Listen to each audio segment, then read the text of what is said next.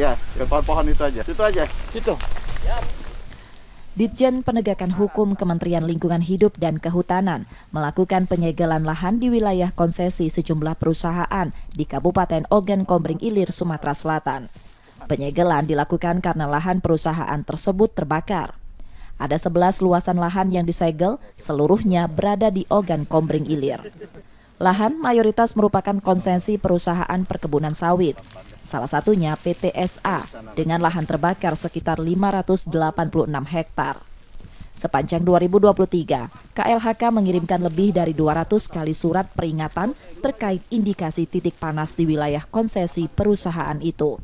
Namun kebakaran terus berulang. Penyegelan untuk upaya memastikan kepatuhan perusahaan dalam pencegahan kebakaran hutan dan lahan. Perusahaan yang lahannya terbakar, Ditjen KLHK akan memberikan sanksi administratif, pencabutan izin, serta gugatan perdata ganti kerugian lingkungan hidup dan menjerat perusahaan dengan ancaman pidana pokok 10 tahun penjara dan denda 10 miliar rupiah, pidana tambahan perampasan keuntungan dan perbaikan pemulihan lingkungan. Ya, untuk mendalamin satu persatu. Ya, termasuk untuk pengenaan ya sanksi administratif berupa pencabutan izin. Ini akan kita lakukan terhadap kegiatan-kegiatan berulang-ulang terjadi kebakaran lahan.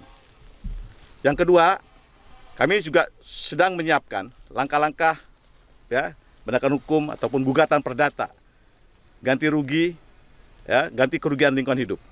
Di samping gugatan ya perdata ya, ganti rugi lingkungan, kami juga sedang menyiapkan langkah-langkah hukum penegakan hukum pidana. Sampai Agustus 2023, luas lahan terbakar di Sumatera Selatan mencapai 4.000 hektar. M. Rizky Nurmizan, Kompas TV, Ogan Kombring Ilir, Sumatera Selatan.